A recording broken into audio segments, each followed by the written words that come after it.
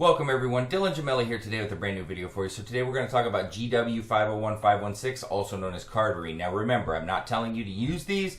I'm only simply giving you information that I have gathered over the years and what I know, what I've observed, etc. I'm not a doctor. I'm only here to give you hands-on experience, feedback, whatever the case may be. And what you do with it from there is completely on you and up to you. So let's start from the top. Now, in spite of the fact that many, call or consider GW-501516 a SARM, it in fact, on paper, is not. Technically, it's a PPAR delta agonist. All right? Now, in fact, it's usually sold as a SARM, but that's kind of like a tomato being a fruit, and it's always sold as a vegetable or whatever the case may be. Now, Cardarine itself was developed for health benefits, and how it works is by activating the same pathways that the body activates when we exercise. So in this video, what we're going to do is discuss everything you need to know about GW-501516 in as plain of English as I can possibly do it.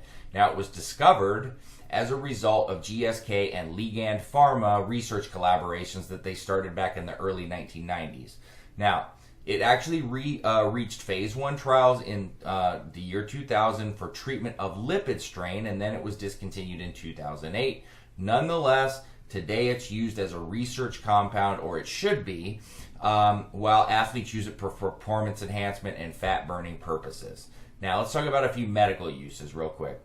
As I said, initially it was designed and developed to treat obesity, diabetes, and lipid strain, as well as heart health problems. And as a matter of fact, people that run blood work with it are going to notice that it will, aid with your lipid strain, as also with your cholesterol, and it's going to improve that substantially. So, let's talk about some athletic uses.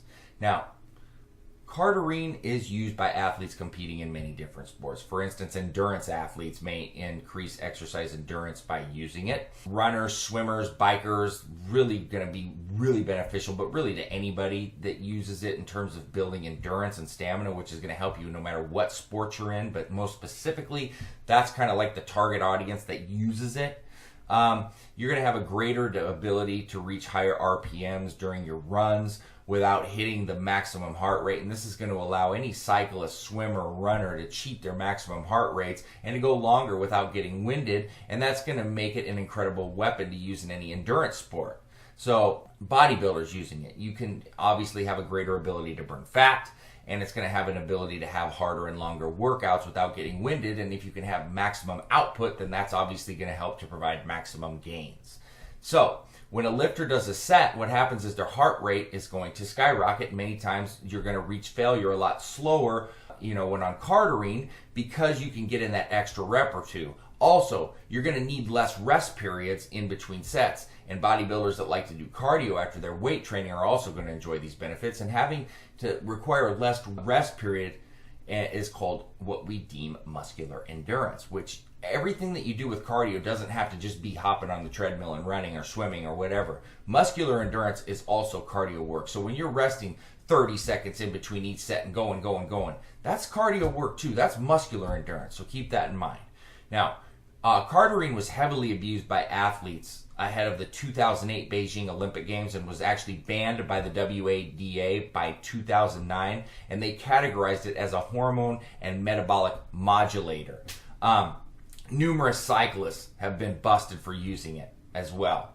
There was a Russian cyclist, his name was Valery Kaikov, I believe, something like that. He was suspended. Miguel Uberto from Venezuela, he was actually kicked off their team. So there's been a lot of instances of it being used. Now, in terms of obesity, Cardarine is going to reverse metabolic abnormalities in obese and pre-diabetic people by stimulating fatty acid oxidation. Now, it burns fat by increasing glucose uptake in skeletal muscle tissue. And that then changes the body's metabolism to burn fat for energy instead of muscle or carbs. Now, it does all this without dropping blood sugar levels like diabetic drugs do. So when mice were given a high-fat diet, they still lost fat, which proves that, Cardarine helped to prevent obesity. People use it no matter what they're doing, bulking, cutting, recomposition, because it really works in all aspects. You're not going to have to sacrifice muscle when you're using it. Even though you're dropping weight, it's not, it's going to keep you anti-catabolic.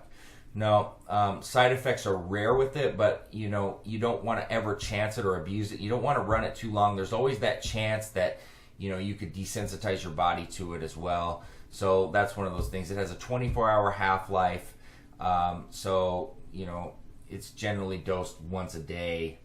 But beyond that, that's really Cardarine for you. That's all the facts on it. That's what you need to know about it. I get a lot of questions on it. It's quite popular, obviously, for the capabilities it has. So that's Cardarine GW-501516, everything that you want or need to know about it. So, Dylan Gemelli, signing off.